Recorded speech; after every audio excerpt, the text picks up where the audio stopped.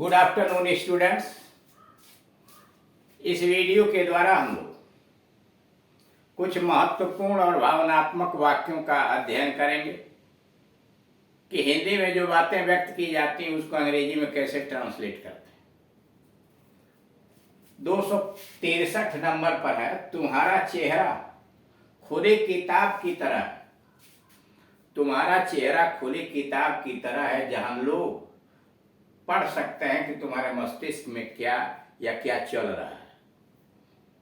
तुम्हारे मस्तिष्क में क्या है यानी क्या चल रहा है।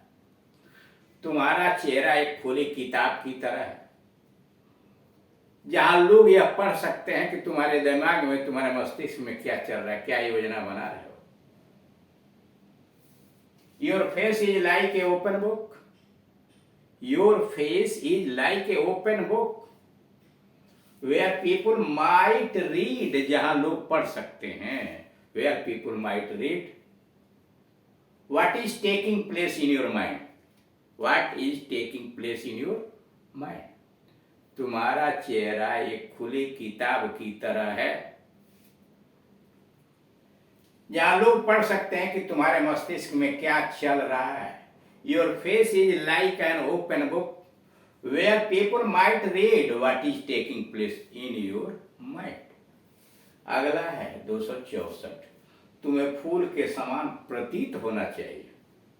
यानी बातचीत के समय दूसरों के सामने आने के तुम्हें फूल के समान प्रतीत होना चाहिए जो अपने अंदर सर्प को छिपाए रखता है।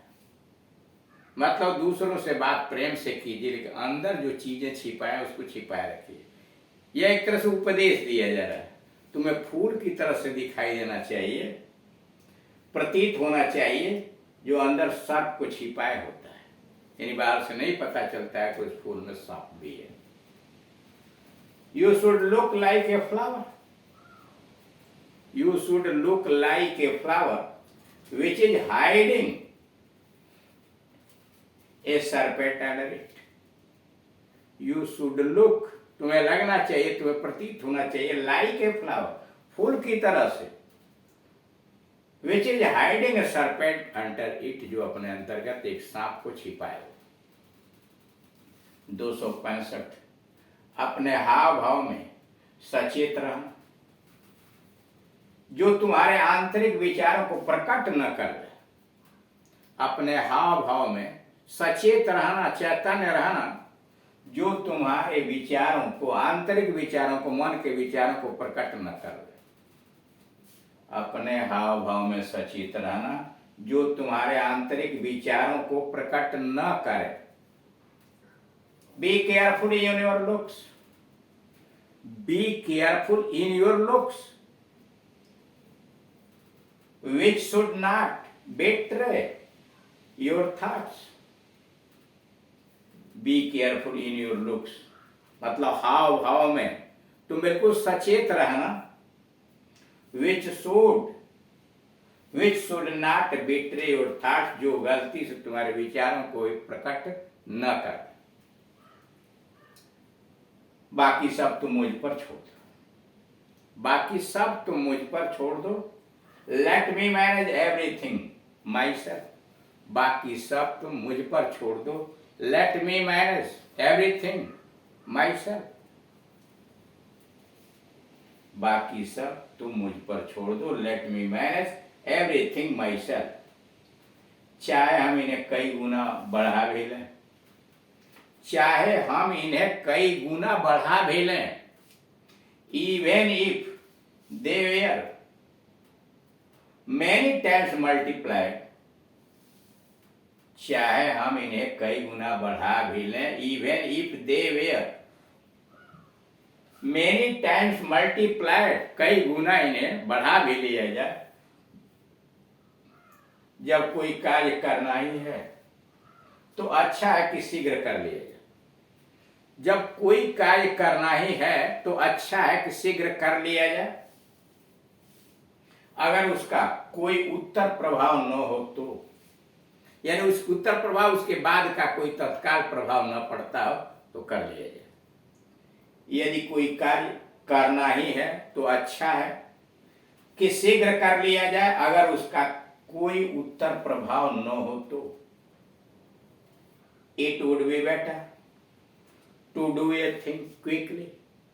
It would be better to do a thing quickly if nothing follows from it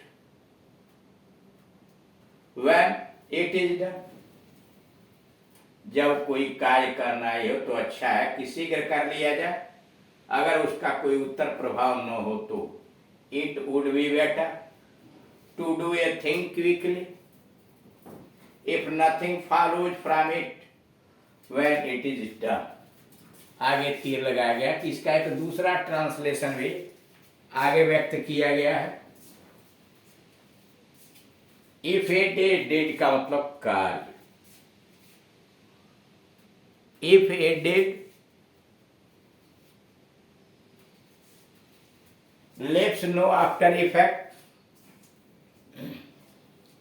if a dead अगर कोई कार्य लेट्स नो आफ्टर इफेक्ट्स इसके बाद कोई प्रभाव नहीं छोड़ता है, the sooner it is done the better, जितना जल्दी इसे किया जाए उतना ही बेहतर। यानी दो ट्रांसलेशन आपके सामने रखे गए। जब कोई कार्य करना ही है तो अच्छा है कि शीघ्र कर लिया जाए, अगर उसका कोई उत्तर प्रभाव न हो तो it would be better to do a thing quickly, बेहतर होगा कि कोई कार्य तत्काल कर दिया जाए, जल्दी से कर दिया जाए। If nothing follows from it when it is done, अगर ये कर लिया जाता है उसके बाद कोई उत्तर प्रभाव नहीं पड़ता। और उसी का दूसरा रूप है if a deed lets no after effects, if a deed lets no after effects the sooner it is done the better. 269 जब हम कोई बुरा कार्य करते हैं तो वह वापस हम पर आ जाता है। जब हम कोई बुरा कार्य करते हैं तो वह वापस हम पर आ जाता है, क्योंकि न्याय निष्पक्ष होता है और हमें वही कड़वा जहर पीने के लिए विवश करता है जिसे पीने के लिए हमने दूसरों को विवश किया। जब हम कोई बुरा कार्य करते हैं तो वह वापस हम पर आ जाता है, क्योंकि न्याय निष्पक्ष होता है और हमें वही कड़वा जहर पीने के लिए विवश करता है जिसे पीने के लिए हमने दूसरों को विवश किया है।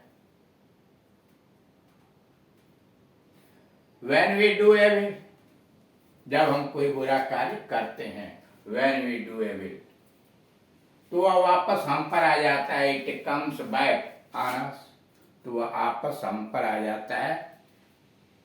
It comes back on us since, क्योंकि जस्टिस इज, या विकास लगा सकते, विकास जस्टिस इज इम्पार्टियल, न्याय तो निष्पक्ष होता है और हमें वही कड़वा जहर पीने के लिए विवश करता है। एंड फोर्सेज अस, न्याय मजबूर कर देता है, and forces us to drink that very poison, उसी जहर को।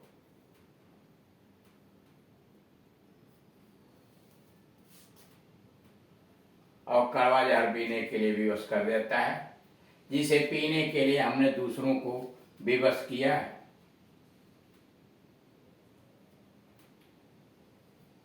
That poison which was given to others to drink, which was given to others, या which was forced to drink, which others were forced to drink, जिसे दूसरे लोग पीने के लिए विवश किए गए, उसका ट्रांसलेशन यहीं लिखा है, जिसे पीने के लिए हमने दूसरों को विवश किया है। Which we have forced to drink, which we have forced the other persons या another person to drink। पूरा हो गया। जब हम कोई बुरा कार्य करते हैं तो वह वापस हम पर आ जाता है, क्योंकि न्याय निष्पक्ष होता है और हमें वही कड़वा जहर पीने के लिए विवश करता है, जिसे पीने के लिए हमने दूसरों को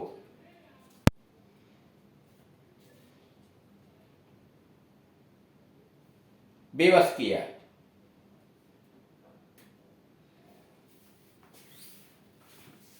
When we do evil, it comes back on us, since justice is impartial and forces us to drink that very poison which was given to others to drink by force, which was given to others to drink by force, जिसे जबरदस्ती दूसरों को पिलाया गया। 270। क्या आप नशे में थे या क्या तुम नशे में थे? वेयर यू इंटॉक्सिकेटेड, क्या तुम नशे में थे? Were you intoxicated. आपकी कहावत उस बिल्ली के समान है जो मछली खाना चाहती थी परंतु अपने पैरों के भीग जाने से भयभीत भी थी। आपकी कहावत उस बिल्ली के समान है जो मछली खाना चाहती थी परंतु अपने पैरों के भीग जाने से भयभीत थी।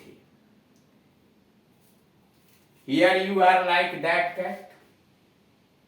Here you are like that cat. In the proverb, कहावत में, which wished to eat fish, but was afraid of getting it feet wet. आपकी कहावत उस बिल्ली के समान है जो मछली खाना चाहती थी परंतु अपने पैरों के भीग जाने से भयभीत थी। Here you are like that cat in the proverb which wished to eat fish but was afraid of getting it feet wet. मेरी विनती है कि इस विषय में कुछ न कहो, मुझे कायरता तथा अनिश्चितता का दोषी मत ठहराओ। मेरी विनती है कि इस विषय में कुछ न कहो, मुझे कायरता तथा अनिश्चितता का दोषी मत ठहराओ। I pray no more of it, I pray no more of it, इसके विषय में कुछ मत कहो। Please do not accuse me of cowardice and irresolution, अनिश्चितता, संशय। I pray no more of it, please do not accuse of cowardice and irresolution. इस तरह से आप देख रहे हैं कि कुछ कितने महत्वपूर्ण बातें जो आम जीवन के लिए भी जान लेना आवश्यक होता है, उसे हिंदी और अंग्रेजी में कैसे व्यक्त किया गया है। Thank you.